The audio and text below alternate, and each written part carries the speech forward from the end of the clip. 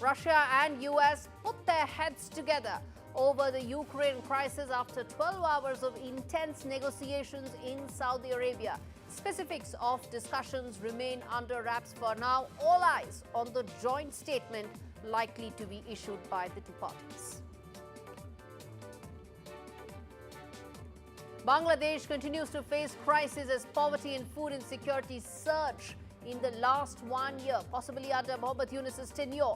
Bangladesh Institute of Development Studies report reveals poverty has nearly doubled in the last 2 years. Urban areas like Dhaka are being hit the hardest.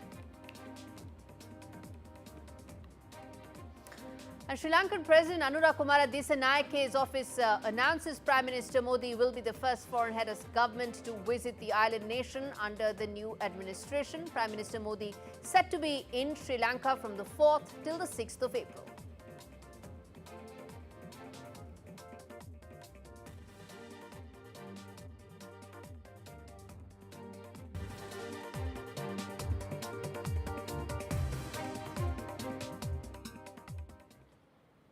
Our big story this Tuesday evening on India Global is what may be a very worrying trend for aspiring Indian students. The F1 visa denials that the US comes out with has in fact surged to a decade high, with 41% of applicants rejected in the last 1 year, that is 2023 to 2024, the last fiscal year for which data is available. On your screens are those numbers that tell the rising trend. In fact, this marks a steep rise from last year and threatens to possibly reshape the educational landscape for thousands of hopefuls.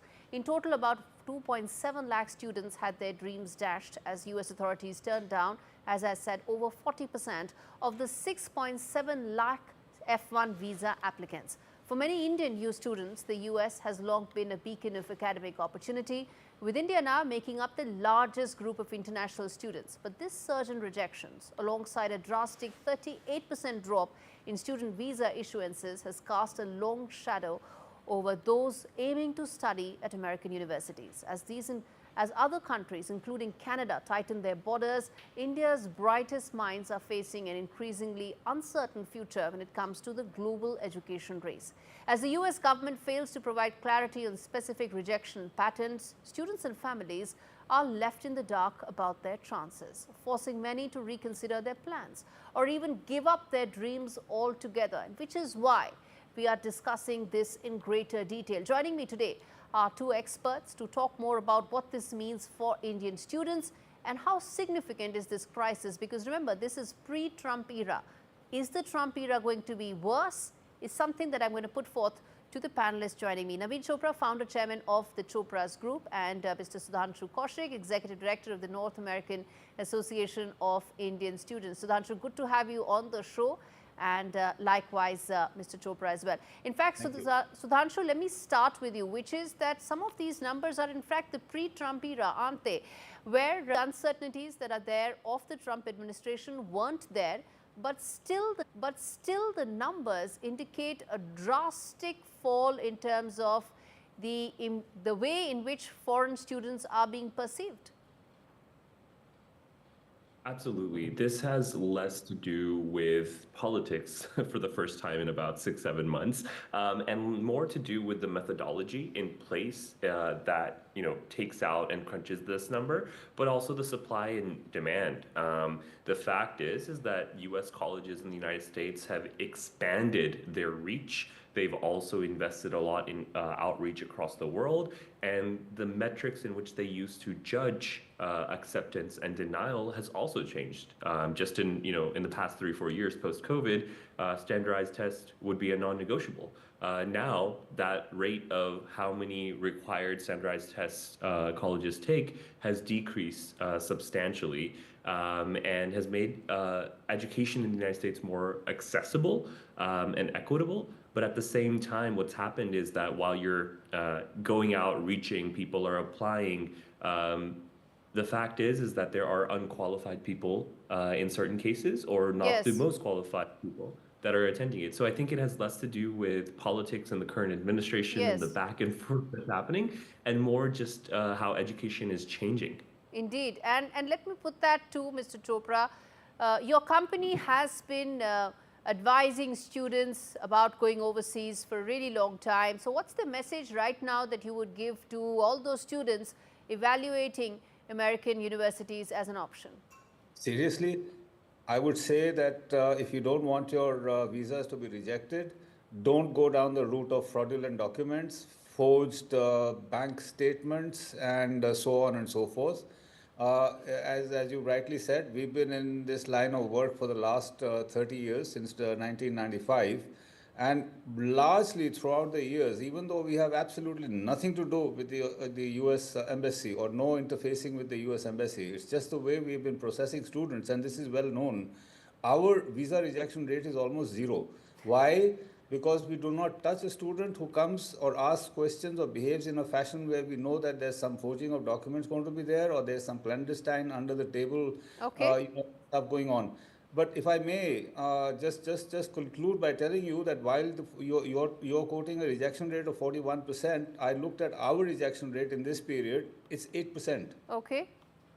Okay, so that of course is about specific when it comes to students who may of course not have their papers in place. But Sudhanshu, is that all there is to it, or do you think there's more? Because a lot of what the data looks like is it's more than just weeding out those applicants who are not really students or who are forging papers. It's more than that.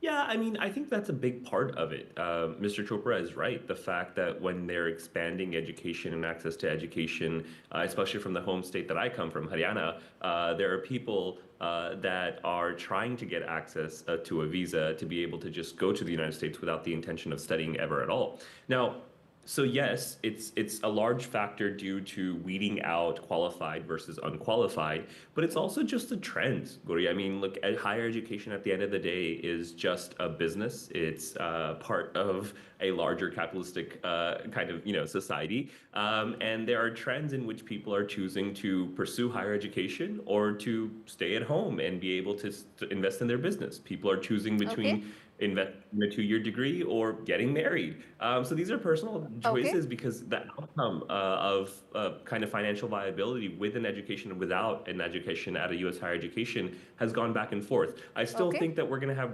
numbers, and I still think that we will still make up, Indians will make up 30% and much larger of the rate of Indian students studying in the United States overall. Indeed. Mr. Chopra, then, as I said, some of these numbers are numbers that actually before Trump 2.0 came in. Is there a growing sense of anxiety that you see among students, amongst parents, as to how this trend may probably worsen when it comes to visa rejections? And what's your message to them who may be anxious about it? Well, there is definitely a certain anxiety with President Trump's second term, because even in the first term, he's a very unconventional president. He's an overtly out-and-out nationalist, and he's functioning from a disruptive space. He's disrupting the settled bureaucracy and the settled stuff that has been in the United States and all other countries. But my message to the parents of students is that if you're a genuine student, and you are serious about your education, you are going to go and enroll at a university, don't fear, just move ahead, just be careful and make sure that you are well prepared for the journey ahead. Make sure that the documentation and the facts that you present are accurate, and don't sort of take shortcuts. So, for example, in the case of English language, prepare and take the language tests. Sudhanshu mentioned the test, the mandatory tests that used to be SATs, GRE, GMAT. Now, a lot of universities dropped these during the COVID period. A lot of them are bringing them back. Our advice to students always has been that rather than take the easy way out, take the hard way out, prepare, do the tests, because the tests have a value. You present it at the value, it shows you're a serious student, and if your scores are high, you're going to be in line for scholarships and good news. Indeed, indeed. Okay, so quick answers from both of you, because I'm running out of time. Sudhanshu, which is that as representing the students, representing Indian students on American campuses, talk to us about what's the mood like on the campus. Have things changed with the new administration coming in? Because there are fears on multiple counts, right? So talk to us about what's the mood like on campuses. Yeah, absolutely. Look, it's going to be diverse where you go. There are over 3 lakh Indian students studying at any given time. That's about 300,000.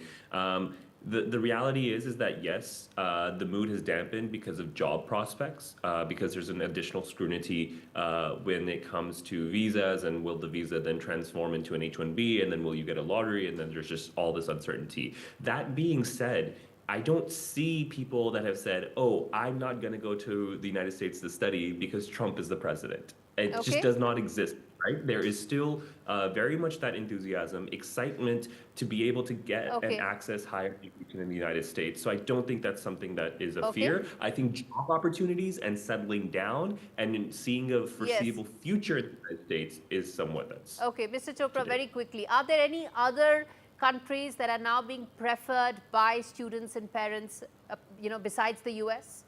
Oh, good God, yes. I mean, Europe has suddenly come alive. Lots of interest in Germany. Lots of people going to Germany, the Netherlands. People are going to Italy, to France. I mean, we have ended up organically, counseling and processing students for 40 countries. So every time a door shuts, Indian students have always been very innovative. Indians by nature have been very innovative throughout history. And I'll tell you something, that the market dynamic and the demand-supply gap has driven this phenomena, will continue to drive the phenomena. When a country closes down, suddenly the industry there, after 2 years, they'll start screaming. They don't have people, because the local, essentially Anglo-Saxon population to which Trump addresses himself, and from which constituency Trump comes from, the large part of the Anglo-Saxon constituency has become so comfortable with their comfortable lifestyles. They don't want to go and enroll in universities for the hard courses. The hard courses being mathematics, physics, sciences, STEM. So who is filling that gap? It's the Indians and the Chinese. Indian students filling that gap, absolutely.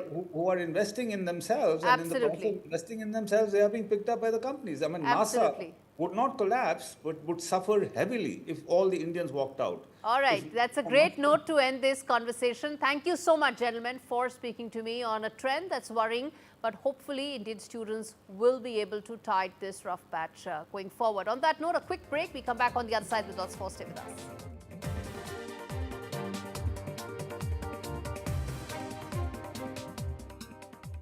In today's interconnected world, India's voice is more crucial than ever. When India speaks, the world listens. At NDTV World, we are that voice, bringing you intelligent and insightful news from India and beyond. From geopolitics and diplomacy to economic shifts, migrations, tech disruptions, and the stories of our diaspora. We cover the news that shapes our global future. NDTV World, your new home for global news, is here.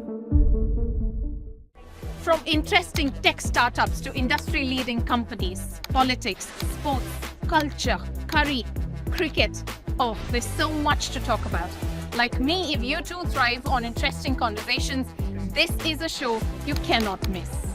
Watch this space to know more about all matters and all people. In terms of the strategic relationship and the intelligence arrangements between India and the United States, to what extent is it premised on perhaps an expansionist or an expanding China and the Asia-Pacific region?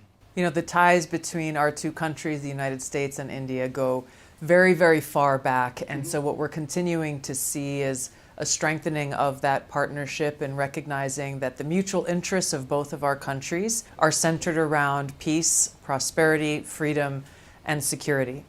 So now as we see a new administration coming in with President Trump's leadership in the United States, of course, Prime Minister Modi's long-standing leadership here in India, we have two leaders of our two great countries who are very good friends and who are very focused on how we can strengthen those shared objectives and those shared interests. The other big international talking point is obviously the situation between Russia and Ukraine, and we're all optimistic, and I've covered the war 3 times. Be that as it may, if President Putin doesn't come on the table with the peace agreement which has been proposed by the United States, can Washington indefinitely keep arming Ukraine and, in a sense, allowing them to continue their fight? President Trump is seeing this ongoing conflict with very clear eyes. And he has made his position and his priority very clear, which is to bring about an end to this war. So he is focused on peace. The negotiations have just begun. He's looking forward to success in those negotiations, not for himself, but for the cause of peace and to stop the killing of innocent and taking of innocent lives there. So he has the best negotiators working with both the Ukrainians and with Russia and with Putin. And we look forward to seeing the continued progress that we've already seen over a very short period of time. I think it's important to point out that under the previous administration, during which this war began, there was no effort at all towards peace.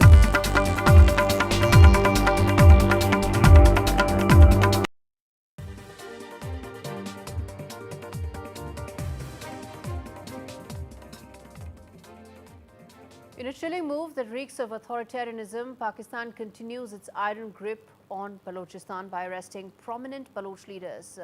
On Monday, the Baloch committee saw the detention of its central leader, Samideen, and deputy organizer as police launched a brutal crackdown on protesters in Karachi.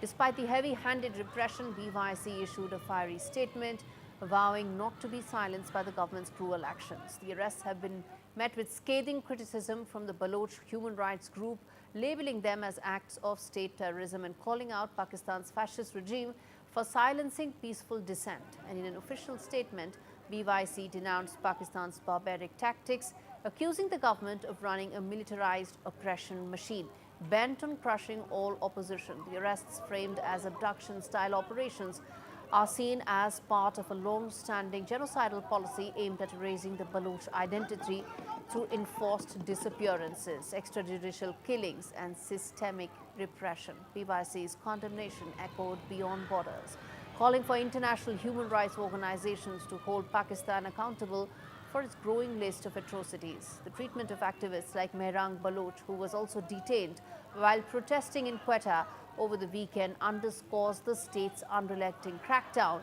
on Baloch resistance. To talk more about this, let me now get in Mehran Mari, who's joining me from London, and also Dr. Hamid Khan to talk more about what can be done when it comes to this particular issue. Why is it that the Pakistani state is cracking down the way it is, and where is the Baloch movement right now at this particular juncture? Mr. Mehran Mari, let me start with you. 11th March was essentially the inflection point, so to say, with that train hijacking and the way in which the entire Baloch movement and the Baloch issue has really come to the fore. First of all, let me start by asking you about your reaction to Mehran Baloch's arrest, the fact that she's not being allowed to meet her lawyer. How do you see that and the crackdown by the Pakistani state? It has been common practice in the past by the fascist Pakistani military. Whenever there's a Bhutto like Zulfikar Ali Bhutto or Zardari Bhutto, which is a Zardari manufactured fake Bhutto, in power, then the real strength and the iron fist of the Punjabi military comes down upon the Baloch people. It has been proven in the 70s and it is being proved now. So you can see in Quetta and in Karachi, they're both Bhutto playgrounds politically. Therefore, the Punjabi military, the fascist military, is cracking down very strongly against the Baloch. With Mehrang Baloch's case, being nominated from the Times 100 women, BBC 100 women, nominated for the Nobel Peace Prize. To now facing terror charges. To now facing terror charges. She's been not facing terror charges yet. She's facing 3 murder charges. The 3 murders of young men who have taken place by the Pakistani military in Quetta is being pinned on her. I was just in an interview before you. There's a Dr. Irshad. He said, you know what? The reason we have detained her, that's for questioning. We want to question her why she was supporting the Baloch fighters and she was not talking against them. We have educated Maharaj. We had given her a platform and she's a privileged person in Pakistan. We educated her and now she's talking against her country, Pakistan.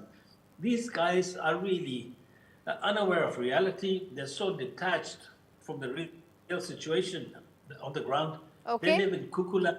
Okay, they live in cuckoo land, but the fact that there are now protests that are engulfing Karachi, and the fact that the Baloch movement has now been mainstreamed in a manner that wasn't there till now, Dr. Hamid Khan, how do you see that impacting Pakistan and its security calculus?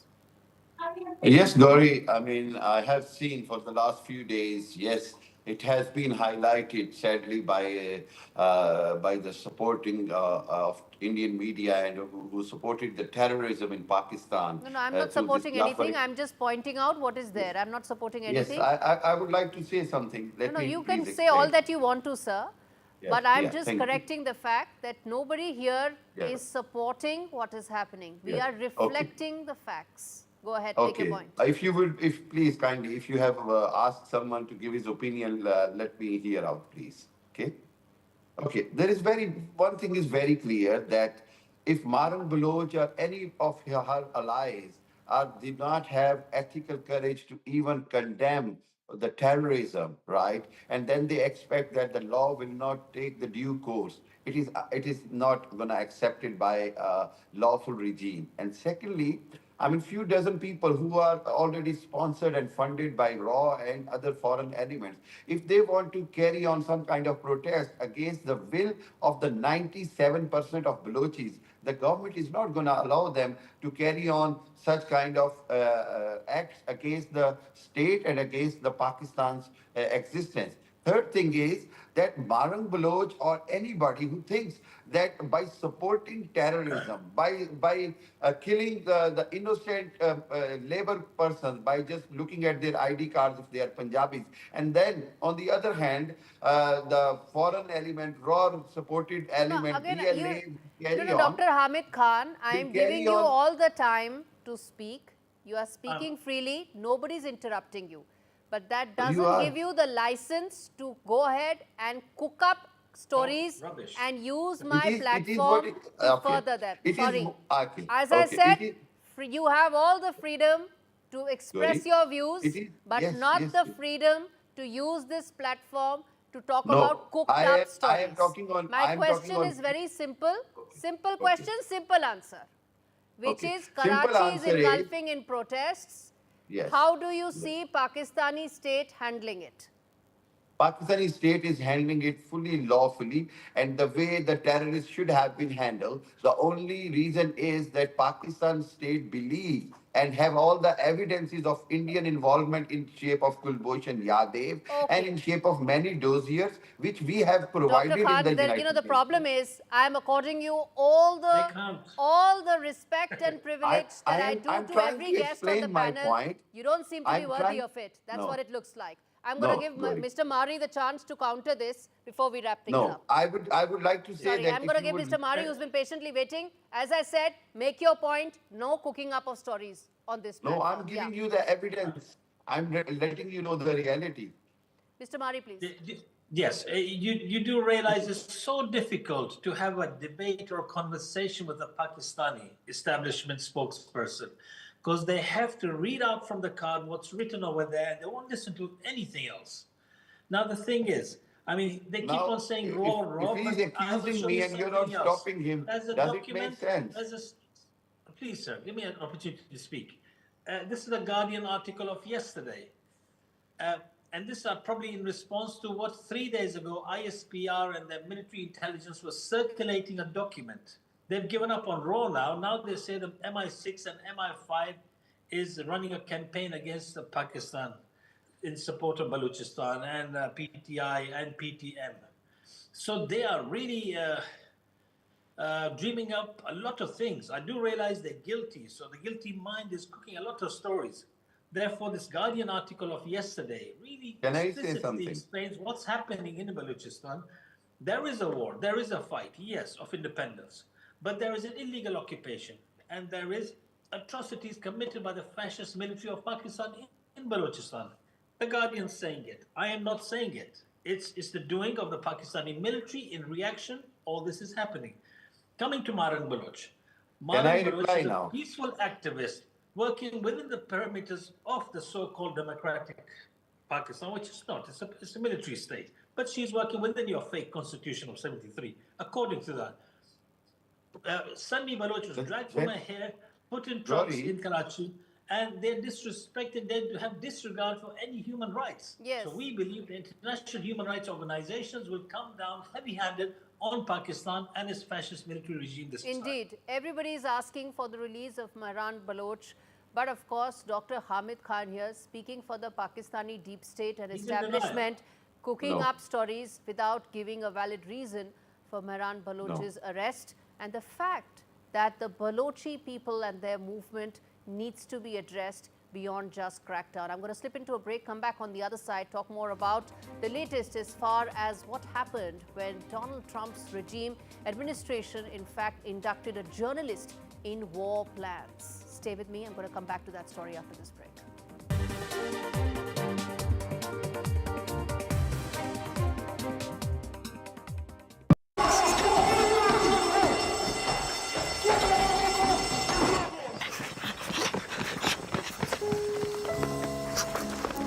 What's wrong with the car? It's okay, lads.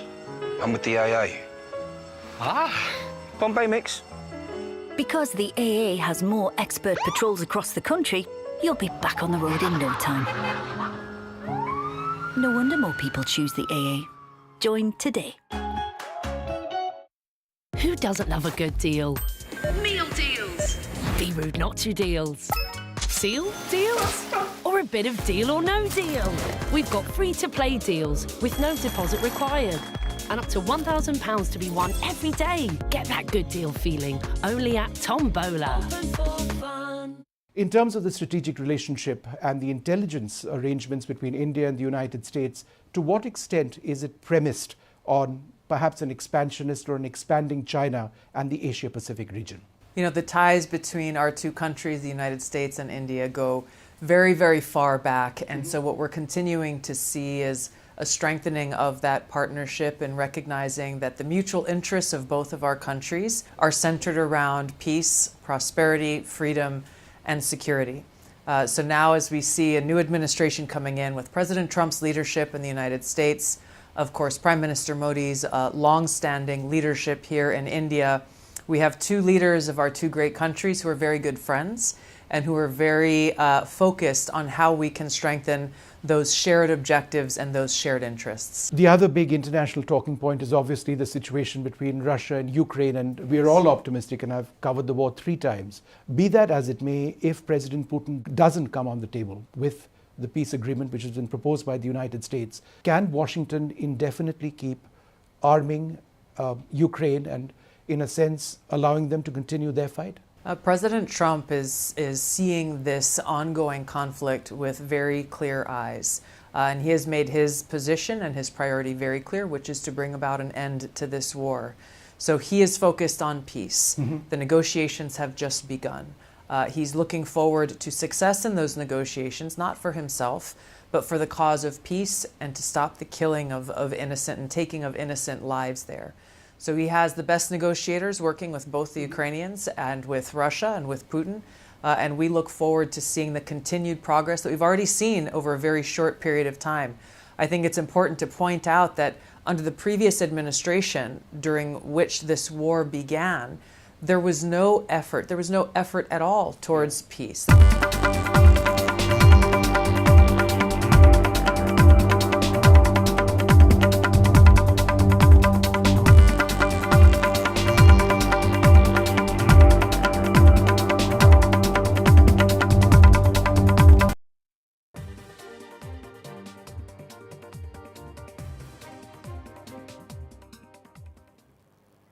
In an unprecedented breach of security, top officials in President Trump's cabinet, including Defense Secretary Pete Hegseth and Vice President J.D. Vance, were caught texting war plans for upcoming strikes in Yemen via an unclassified app, no less. The sensitive details reportedly shared in a Signal group chat reached the editor-in-chief of The Atlantic, Jeffrey Goldberg, setting off alarm bells over operational security. While Trump initially dismissed the matter, The fallout has been swift, with lawmakers across the political spectrum now demanding answers, with critics calling it a catastrophic failure in judgment. The White House now faces a potential storm over how such high-level information was actually mishandled. What went wrong? How big is the scale at which this mismanagement took place? This report has all the answers for you. American military families who are seeing Elon Musk at the head. Some of the most powerful people on the planet have been stunned by a military intel breach. It has sent shockwaves across Washington and the rest of the world. Senior Trump officials set up a group chat to discuss top secret Yemen war plans, but they accidentally looped in a journalist, The Atlantic's editor-in-chief, Jeffrey Goldberg. The chat, named How the PC Small Group, was set up on the Signal messaging app on 13th of March. A day after the journalist was added, the group shared information about plans for a military operation against the Houthis in Yemen. US Vice President J.D. Vance, Defense Secretary Pete Hegseth, and National Security Advisor Mike Waltz seemingly appeared on the group. Trump was reportedly not a part of this chat group. Goldberg initially doubted the group text was real, but his doubts were cleared when Yemen was actually bombed, reportedly killing dozens. There were allegations that coordinating a national security-related action over Signal app may have violated several provisions of the Espionage Act. And the journalist has said that some of the information, had it been leaked, could have caused harm to American personnel. The Trump administration says the matter is under investigation, but Hegseth has attacked the journalist for writing about the leak. So this is the guy that peddles in garbage. This is what he does. I would love to comment on the Houthi campaign because of the skill and courage of our troops. Also reserved some harsh words about The Atlantic. I'm not a big fan of The Atlantic. To me, it's a magazine that's going out of business. The breach has sparked widespread outrage from the Democrats, who have labeled the leaders as complete amateurs. The Damocles sword, however, is hanging over Mike Waltz, who apparently added the journalist to the group, with some reports suggesting his days in the Trump administration may be numbered. With Vishal Vivek, Bureau Report for NDTV World. All right, let's get in John Bolton, former Assistant to President for National Security Affairs. Just the right person to talk more about what happened, what went wrong, and more importantly, the message it sends in terms of the preparedness of American security establishment. Ambassador Bolton, thank you so much for speaking to me on India Global. Let me start by asking you, do you share my level of shock and amazement in terms of how exactly something like this can actually happen? Classified information being freely shared on regular messaging apps? Well, I can understand that there's no explanation that can justify what happened. People say Signal is encrypted.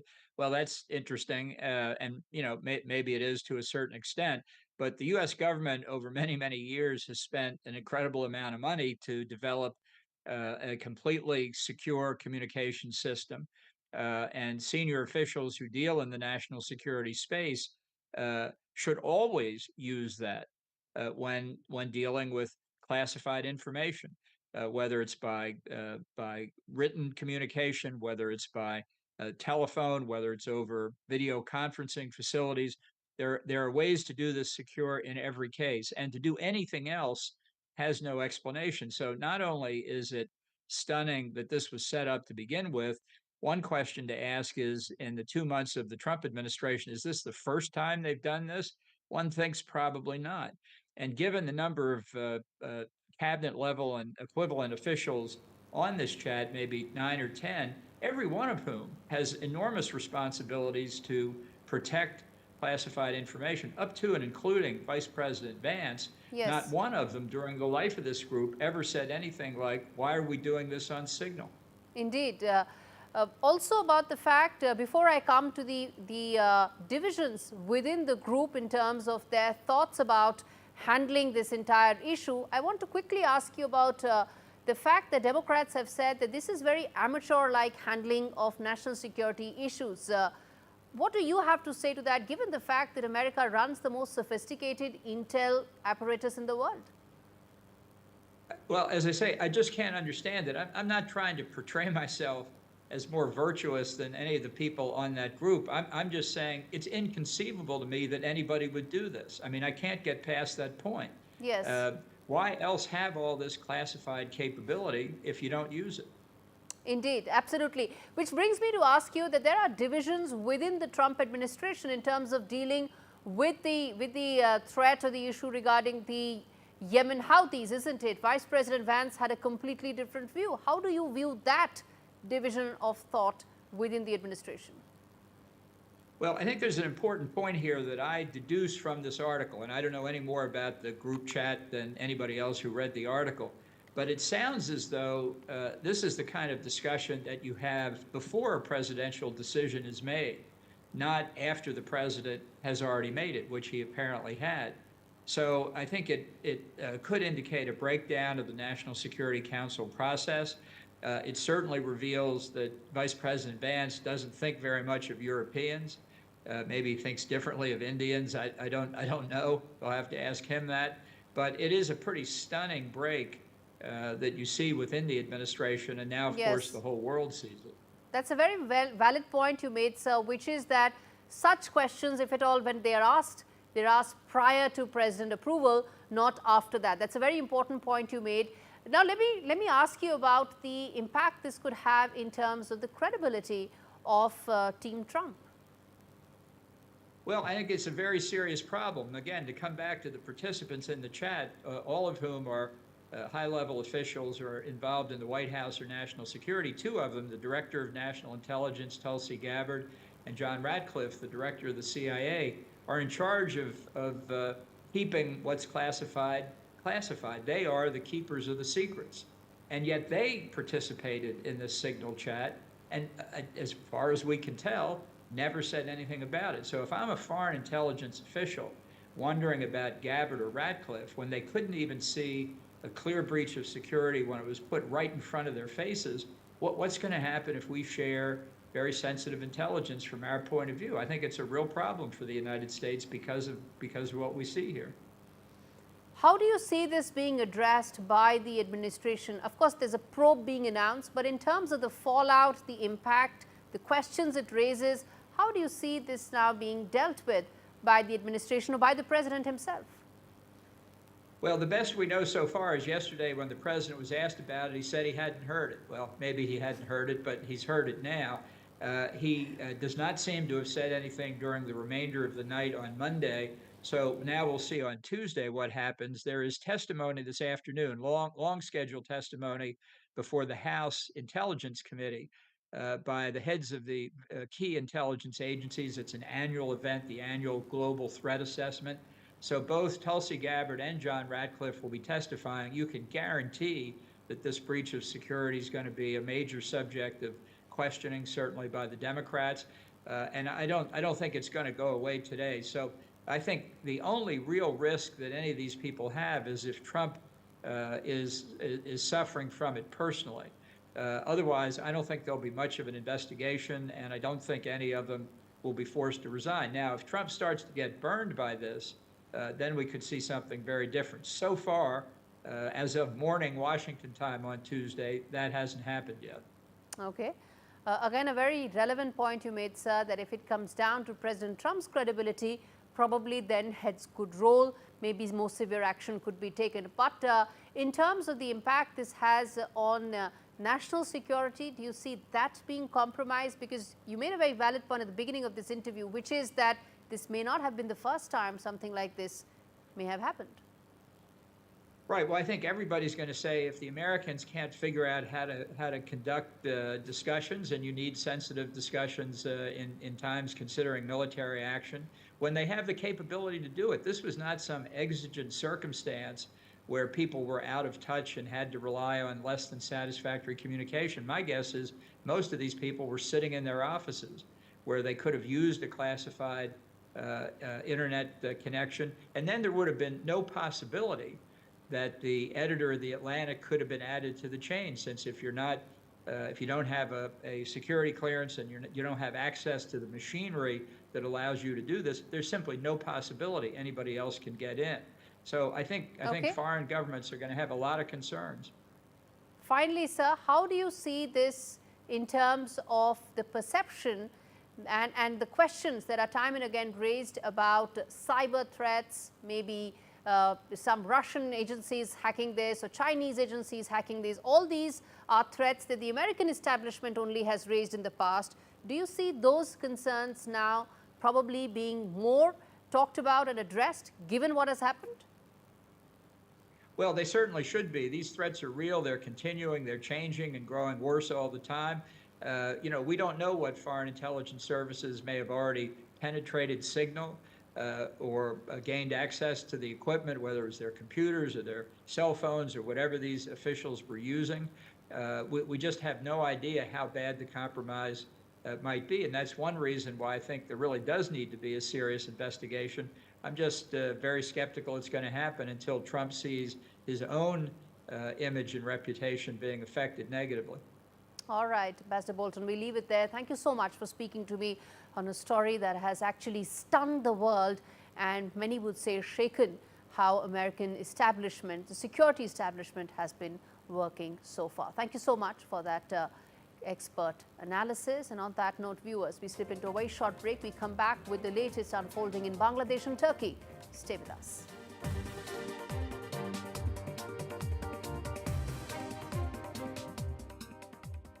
I gotta be me. I gotta be me. What else can This lunchtime, go all crispin with Walkers. I like making sure I've got all the right tools for the job. And now that I'm 50, that means looking after the life I've built, protecting my lot if anything happened to me. That's why I decided to learn more about over 50s life insurance from Cover Today. They're the only over 50s life insurer with no waiting period, unlike other insurers who could make you wait up to 2 years for full cover. With Cover Today, you're fully covered from day one. And you're covered for the whole of your life. Plus, unlike other things in life, the price never goes up. Learning more couldn't be simpler. Go online or talk to their friendly UK team in just one phone call. Cover Today are the only over 50s life insurer with no waiting period and no annoying trips to the doctors either. Plus, you get your choice of a £125 gift card. Cover Today has given me genuine peace of mind. And now that's done, I can get on with something much more interesting. To find out more about Cover Today, call our friendly UK team on 0808 143 4733 or visit covertoday.co.uk. It feels good knowing that your future's in hand. Evlo can offer you a loan from £1,000 to £15,000. Get your conditional decision in minutes. When you paint by feeling, you can come home to a blooming good day. Change starts here. Dulux. This poor creature is a lion, trapped in a cold, bare cage, alone. Terribly malnourished, just skin and bone. How can anyone simply leave a lion to rot and die? Right now, there are thousands of big cats suffering the same torment, languishing in cruel cages, neglected, abandoned, left to die. Will you help Four Paws free big cats suffering around the world right now? Please call 0800 035 7798, text RESCUE to 70544, or go online and give just £3 a month. Help Four Paws cut the bars and rescue these cats from their prisons. Help us take them to our sanctuaries where they can begin to recover. You'll be setting big cats free from pain and protecting them from cruelty, letting them see the blue sky above and breathe the clean, fresh air of freedom for the first time. But they are the lucky ones.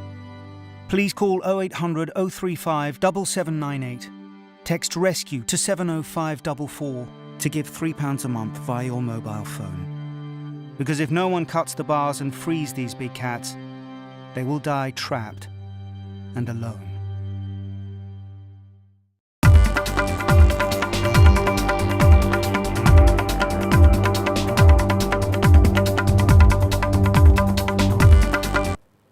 Is Bangladesh on the edge of an economic disaster? Well, questions are coming in because there are reports that reveal a steep rise in poverty and food insecurity, echoing the financial turmoil seen in neighbouring Pakistan. A recent survey by the Bangladesh Institute of Development Studies has painted a rather grim picture, showing that poverty rates have skyrocketed from 8.6% to nearly 19%. Those numbers are on your screens, viewers. Alarming statistics. National poverty rate has climbed to 23.1%. It's clear the situation is going from bad to worse. Food insecurity now affecting nearly half the population. And as the crisis deepens, the textile industry, the country's lifeline, is now crumbling under the weight of political instability. Last week, Ananta Jalil, a key player in the garment sector, has raised alarm bells, accusing the interim government of sabotaging the very engine of Bangladeshi economy. Millions are now out of work. The once thriving industry, responsible for 84% of foreign earnings, is on the edge of collapse. Bangladeshi garment industry accounts for 12% of the global garment supply chain. And that tells you what's the writing on the wall. If the interim government doesn't step in, the country's economic fate could be sealed. That's how significant this disaster could be. Let's get in Zia Hassan, who's an economist, joining me to talk more about the impact of what all turmoil the government and the country has been going through. Mr. Hassan, the numbers are shocking and also indicative of the fact that the turmoil, the revolution, all that was 8 months back. The country is not moving forward. It seems to be going back. Thank you. Yeah. So I had a smirk in my face when I was looking at the data that you projected. So the first data that you projected was regarding the poverty. Here in the screenshot, I saw that the poverty rose from 8-point-something% to 26% from 2022. But the real data, quoting from exactly the BIDS report, that actually it increased, yes, but not 24.73% to 26.43%, not 8.4% to 26% that you have shown. So that is a blatant lie. Secondly, RMG export. No, it says 8.6% to 18.8%. That's what it says. No, if you can bring back, so you see, you said it was 8.6% to 18.87%. No, the correct data is from that same report. The correct data is from 2022 to 2024. The poverty rose. Yes, it has risen. I'm not denying that. From 24.73% to 26.40%. Okay. That makes a big difference between what you have stated in this picture. So let me go back to the garment sector. The garment sector in last 7 months has... No, don't address the garment sector first. Okay. I'm going to ask you, fine, you may contest the numbers. The numbers are as per the source. I'm not contesting because you have misrepresented the number. I'm not misrepresenting, sir. It is from a particular report. Even if I go by what you are saying, poverty rate has worsened, hasn't it? Absolutely, 24-point-something% to 26-point-something%. Right. That is definitely a matter of concern, but it is not like a doomsday scenario that you are projecting. That is my point. Okay. There is a let's pull up the 23.11% statistic. Let's put that. Even if you say that it is not what it is right now, my question to you is, Mohammad Yunus's interim government, it needs to work towards ensuring that people's aspirations and their needs are addressed, right? Yeah. So how do you think that will happen? Yeah. So look, Bangladesh has, after the collapse of Sheikh Hasina, has taken over an absolutely broken economy. And the key factor that the government had to address was the inflation. The inflation, for first time in last 20 years, it rose to something like 14%. The government had adopted a contractory monetary policy. And through the contractory monetary policy, economy is being shrinked. That is not something that happened automatically. That was by design, because we had no other way, because the way Sheikh Hasina's regime, supported by India, had adopted a funny something called 9-to-6 policy. When the inflation was 14%, the deposit rate was 6%. And the oligarchs were given the money at 9%, and they created some artificial illusion of growth. So Dr. Yunus's government and Dr. Hassanis Mansour, who is a very competent leader, they adopted a contractory monetary policy. And by that, actually, credit growth has become 7%. We are very concerned about it. The credit growth has been gone down, but that is actually by design. Okay. I gave you all the time to speak. What I heard, of course, was India 3 times, but fair enough. I will let that pass. The numbers that I started this discussion with is not something that I have cooked up. This is from the Dhaka Tribune, and I'm going to ensure that you get that link.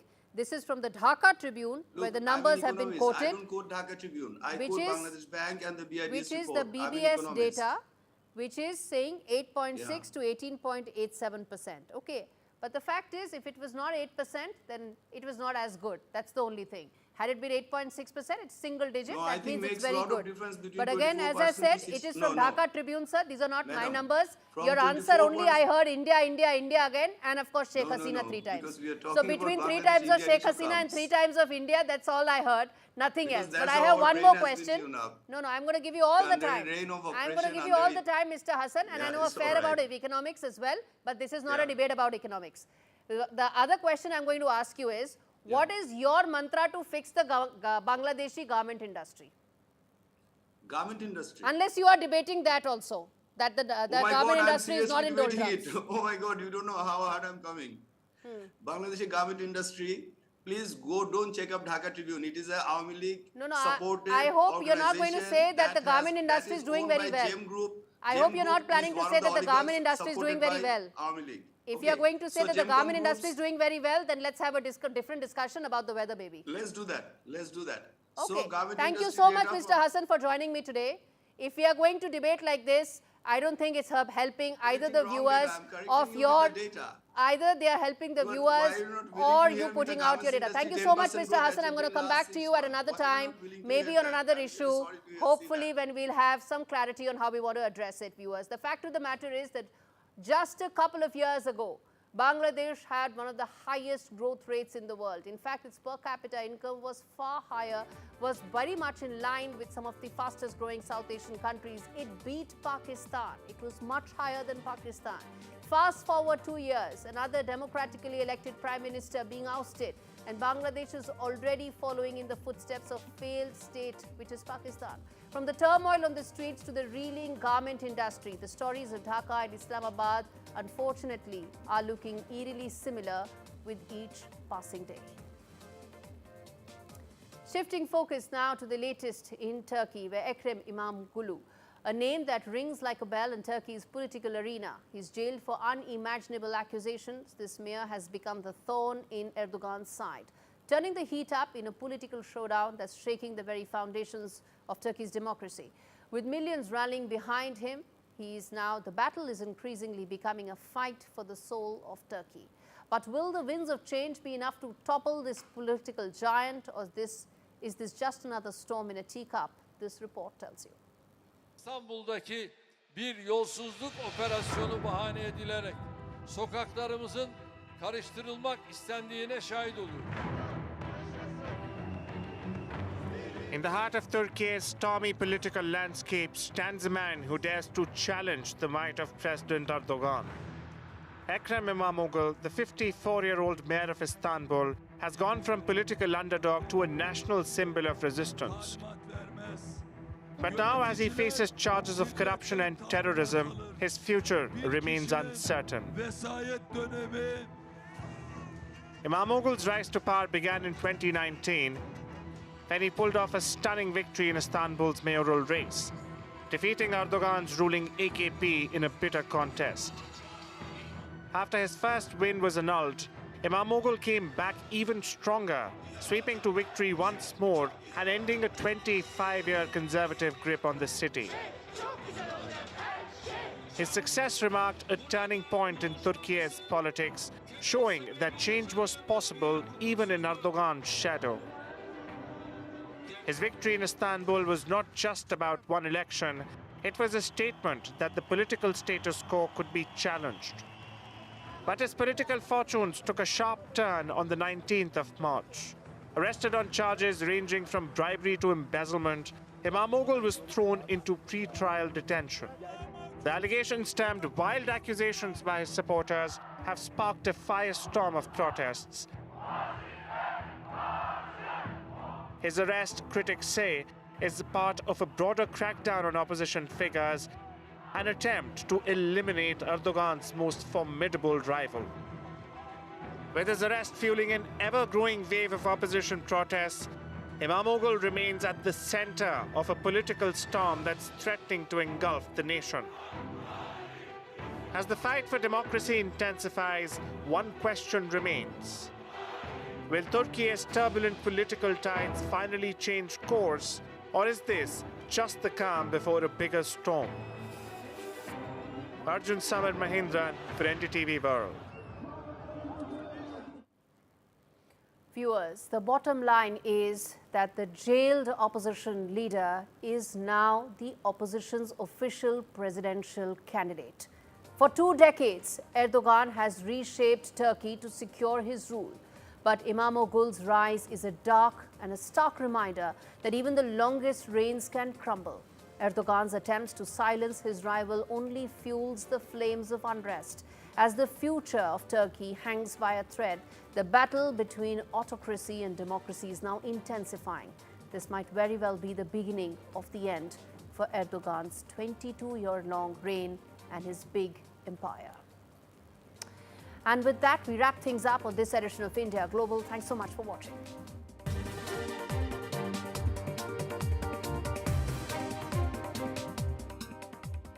In today's interconnected world, India's voice is more crucial than ever. When India speaks, the world listens. At NDTV World, we are that voice, bringing you intelligent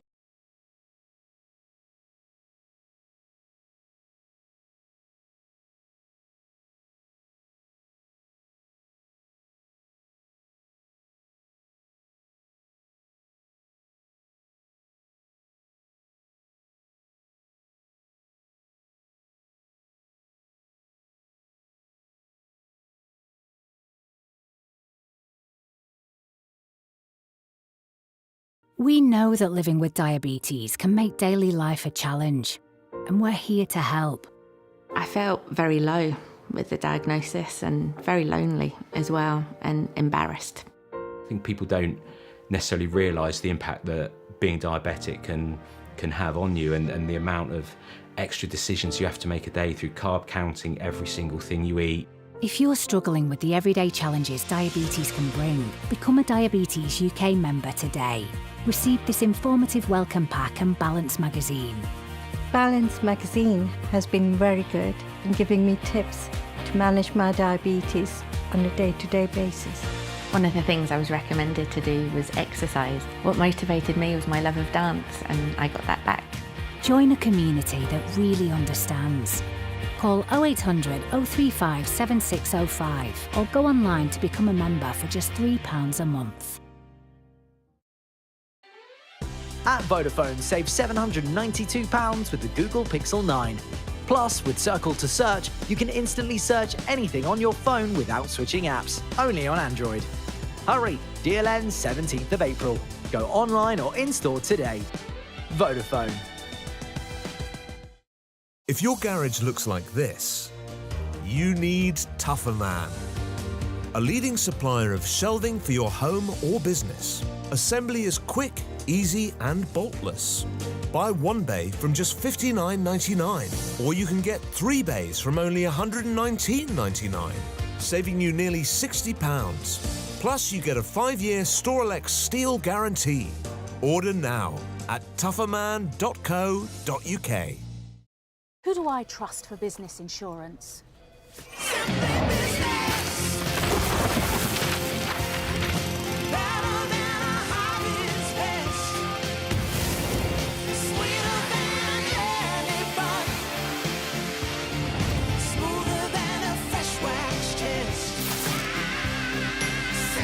If you need business insurance, join nearly 1 million customers who trust At AJ Bell, we're all about making investing easy.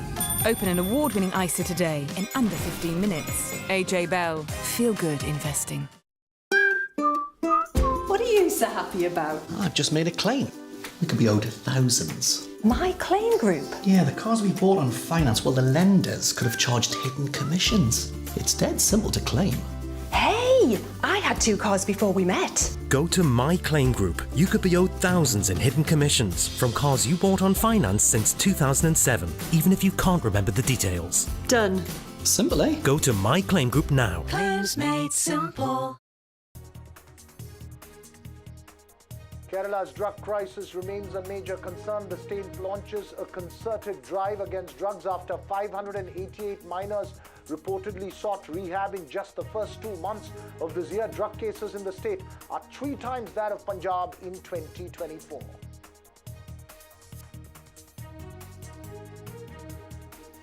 In Bengaluru, DRI strongly objects to the Ranya Rao's bail plea, tells the court it followed all proper procedures in her arrest and has sufficient evidence. Ranya Rao purchased glol through hawala money.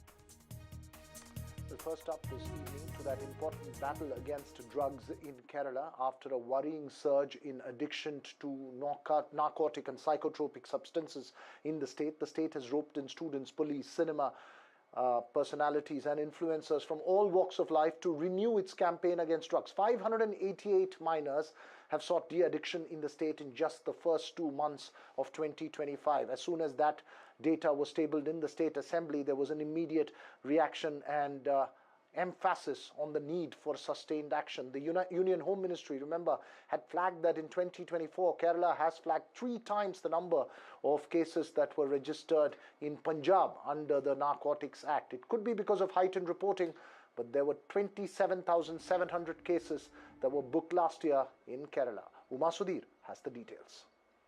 Union Home Ministry put out these figures for 2024 saying that Kerala has reported as many as 25,701 NDPS cases in the year as compared to a Punjab, for instance, it has reported 9,025, which means more than 3 times the number being reported in a Punjab. In fact, Kerala also reported the maximum number of drug-related arrests. This has become a huge matter of concern, and that's the reason why the Kerala Chief Minister has now said that there will be an all-out war on drugs. All stakeholders involved, even lesser, as in lower primary school students, are going to be involved in this, because the Assembly was informed that as many as 588 minors, all under the age of 18 years, had in fact sought de-addiction services just in the months of January and February in 2025. What the Chief Minister has said is that all stakeholders will be involved. There will be increased inspections on not just hostels, all educational institutions, also public facilities like parks, malls, beaches, theatres, all those areas where tourists are going to be frequenting. And he has said that all stakeholders will come together, coordinate efforts with other states as well. Bengaluru, in fact, happens to be one of the main transit routes for the drugs to come to Kerala. So all these efforts are being taken because what I must point out is that Kerala wants to be obviously continue to be known as God's own country, and the increasing number of violence that has been related to people who are under the influence of drugs, especially synthetic drugs, whose usage is said to have increased among the youth, that has become a huge matter of concern. In fact, a 1-month drive was conducted called Operation D-Hunt, as part of which they, just in the month of March and February, they were able to increase the number of cases, arrests as well, to as much as 7,500 within 1 month. A number of cases that were registered also going up by several thousands as well, and all that on the basis of intelligence, actionable intelligence that was in fact given through the control rooms. People came up and gathered and shared that kind of information with the Narcotics Control Bureau, because of which this kind of an operation was possible. Right, that's an important issue we'll keep a focus on. But now to our special focus this evening. Whether it's controversial YouTuber Saukku Shankar in Chennai or comedian Kunal Kamra in Mumbai, violent reactions and vandalism to controversial comments seem to have become an intimidating curb on freedom of expression. On Monday in Chennai, an unidentified group dressed like conservancy workers dumped garbage and sewerage into YouTuber Saukku Shankar's home. They also threatened, as you see in that video on your screens, the YouTuber's mother. All of this in reaction to alleged comments made by the YouTuber on alcoholism amongst sanitary workers. This after he had accused the state Congress president of a scam involving sanitary workers. Shankar has even alleged that the Chennai Commissioner of Police was involved in that attack on his house, after which his case has been transferred to the CBCID. This incident comes alongside the case of a mob which ransacked the premises where comedian Kunal Kamra had performed his controversial show, ripping into political leaders and businessmen in Mumbai. The BMC continued its demolition of illegal structures in that premises, and Kamra himself has sought time to appear before the Mumbai police and has received several strong comments against him from the top of the political class in the state. It's an issue raised several times, one that's of deep concern. Joining me this evening, Lakshmi Ramachandran of the Tamil Nadu Congress, Sumant Raman from Chennai, who observes Tamil Nadu's politics and society very closely, Shaina NC of the Shiv Sena, and noted YouTuber M. Kashif. Thanks to all of you for joining us. My first question to you, opening one to you, Sumant Raman. Mob realities are the same, whether it is in Mumbai or Chennai. Would you agree?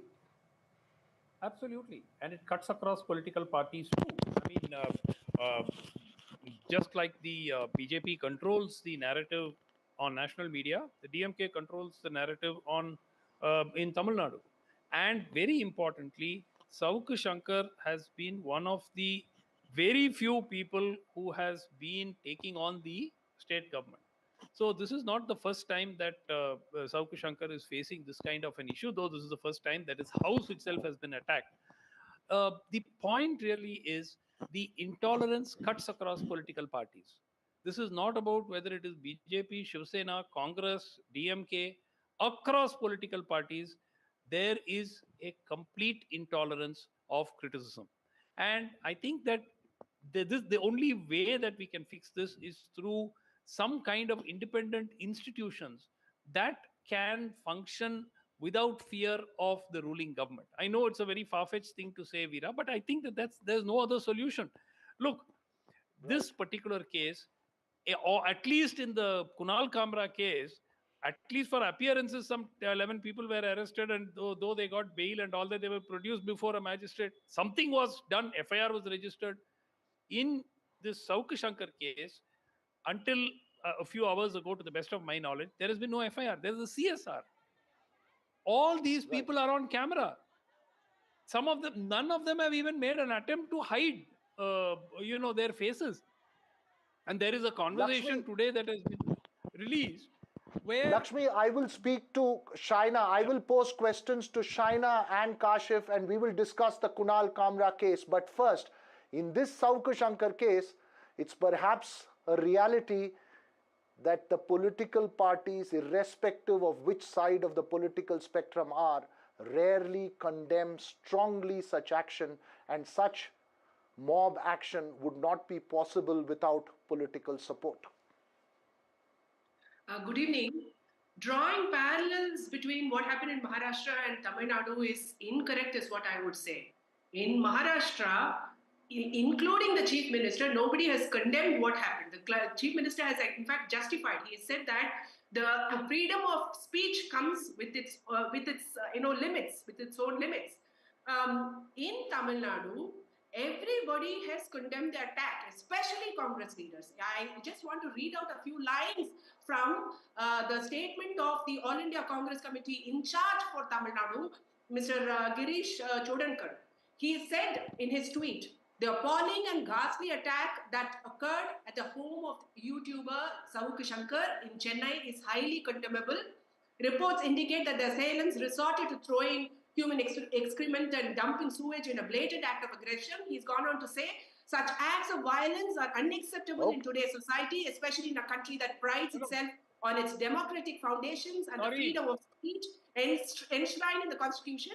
He has demanded that law enforcement agencies conduct a thorough and impartial investigation on a war footing, and he has welcomed the fact that the case has been transferred to one minute. I have to make a point. Investigation." I'm okay, Suman, make it. Sauk Shankar has categorically accused the state Congress chief of being behind the attack. Categorically, on camera, on video, he has categorically said, he has made an accusation that the state Congress president was behind the attack. Second, very importantly, nobody from the state Congress, I saw Karti Chidambaram had put out a post and so on, but the state Congress president has not in explicit terms. In fact, there were two of the attackers who who had Right. whose social Lakshmi, media respond. pages had photographs with the state Congress president. I want to respond. I think he has not seen the interview of the state Congress president. He has condemned the act of violence that happened. You please go and check his interview today given to ANI, where he has condemned the act. Okay. And anybody can Why has accuse he not anybody sued of Sauk Shankar such for act. defamation? Unless there is evidence, that is No, why is we that- have demanded investigation. Let the CBI I will get to the two of you. I will get to the two of you and question whether condemnation alone is enough. Is that enough to as deterrence from ensuring an incident like this doesn't happen again? I'll get last to Shaina, but before that, Kashif, you've heard the case of Sauk Shankar in Chennai. You've seen what has happened to Kunal Kamra in Mumbai. Do you believe that simple condemnation is enough, or do YouTubers have to constantly have the fear of mob reactions apart from state reaction? First of all, I would like to say that we have to be very neutral when something happens, such kind of incident happens. So when it comes to freedom of speech, then we have to build a society where everyone can speak, everyone can do what they want. We live in a society where people really love comedy. And we have seen Kapil Sharma, we have seen so many comedians and who mimics people, who just make fun of people, and that's the way they do their comedy. But at the same time, as I said, that we have to be neutral.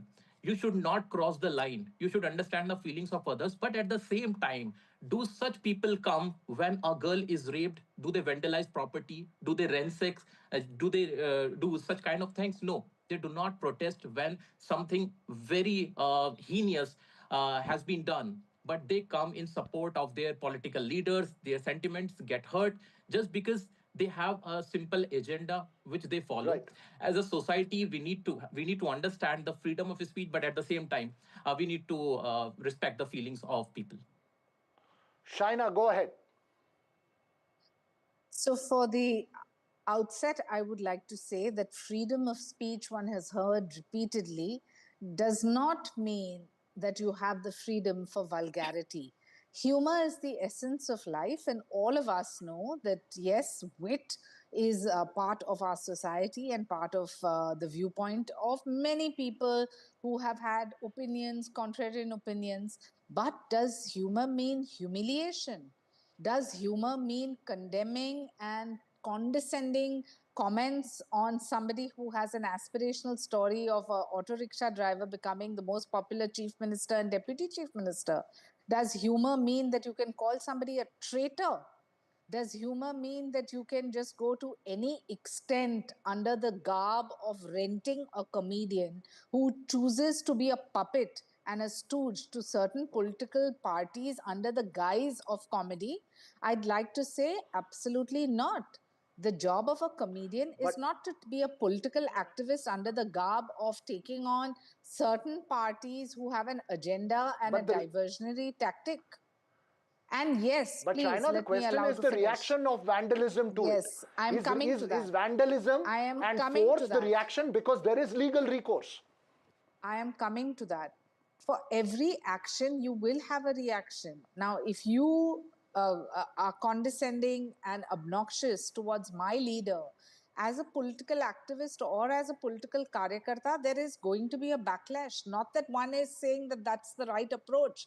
12 of our Shiv Sainiks have been arrested for taking law into their hands. So nobody is suggesting that you must take law into your hands. But if you cannot have that basic courtesy to respect our leadership or respect our viewpoint and actually espouse the cause of the people who actually threw away the ideology of Hindu Hriday Samrat Adarniya Balasaheb Thackeray and who are actually sitting in Sonia Gandhi's lap, you have chosen to be mum on that and only have a comment on a popular mass leader who has risen from the ranks. That is not acceptable. So please understand that there are boundaries, there are emotions, and those emotions have to be dealt with both ways, right?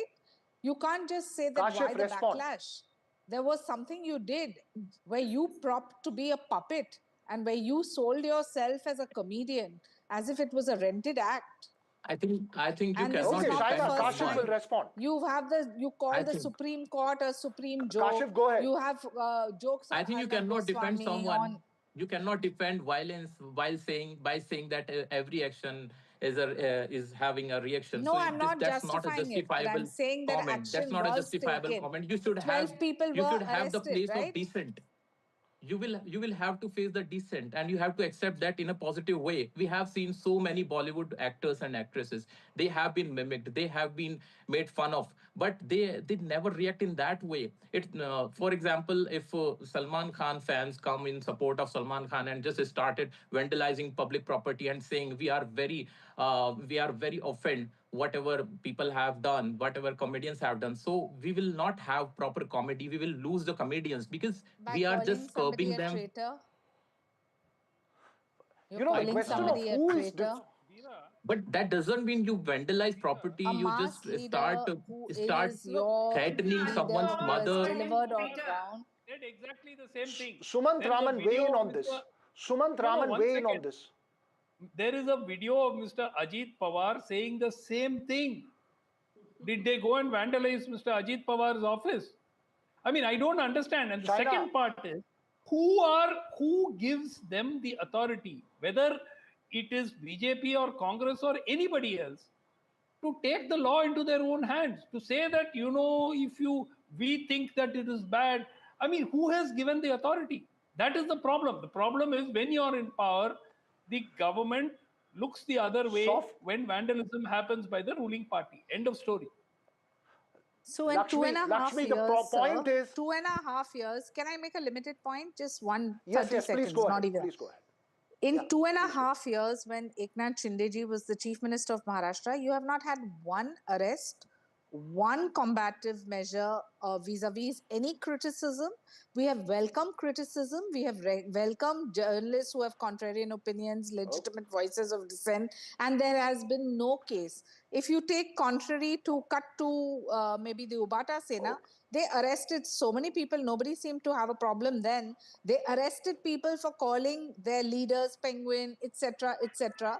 And that was the norm. I'm not comparing, but do understand even Telangana government, which where you've had journalists being arrested, you have never seen any of this with us. So here, if you are point going taken, to use Shaina, point vulgarity taken. I don't as think a it's restricted comedy, to I one think that's state not fair. or one government.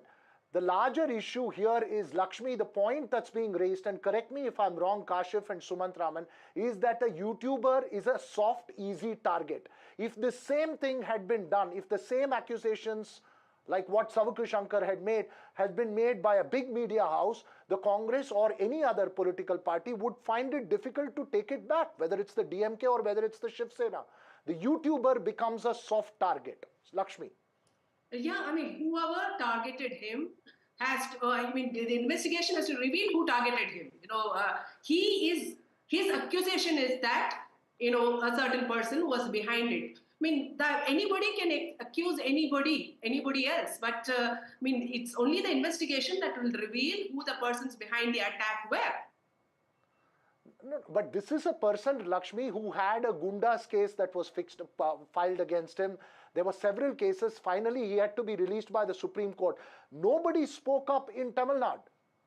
Nobody spoke up in Tamil Nadu because two wrongs don't make a right? I mean, there were a lot of people who spoke up. Whenever wrong cases are filed against journalists who have, criticized the government, we've always spoken up.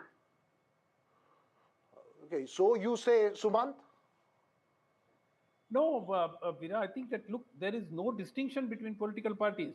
I remember when UPA was in power, somebody in Pondicherry put out a tweet, it was then Twitter, saying that Mr. Karti Chidambaram, he alleged that he was corrupt. Okay, Sumant's line seems to have been frozen. I'm not curbing Sumant's freedom of speech. The internet issue is curbing that. But Kashif, you've heard all that's been said. Do you believe that the world will become easier for YouTubers to express their opinion freely and fiercely? Or do you believe that the entire system, including the social reaction to some comments in terms of what is right, what is wrong, what is acceptable, what is not, is only getting more rigid and more enforced by force? First of all, I would like to make very clear to my fellow panelists that I'm not here to defend Kunal Kamra or somebody else. I'm an educator. I teach my students that we need to respect the law. We need to draw lines. We need to respect people's sentiments. So I have to be very neutral.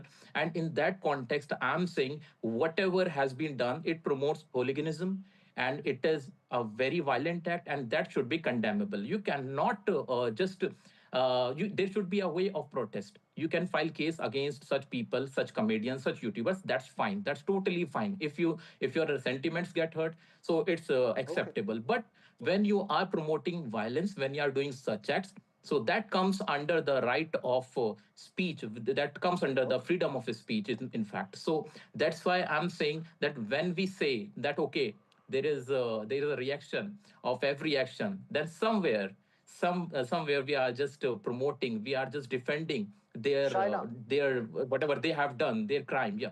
So that's what I'm saying. Shaina, isn't it the responsibility of the parties in power, whether it is the DMK or Shiv Sena, and throw the party affiliations aside for the moment, to ensure that such mob reactions aren't justified and condemned so severely that it doesn't happen the next time? I do agree, but I would also say at the same time that we talk about, respecting each other, then respect each other's emotion too and feelings. You cannot, in a political space, come out and say that my leader is a traitor and expect me to be silent on it when that is factually wrong and it's untrue.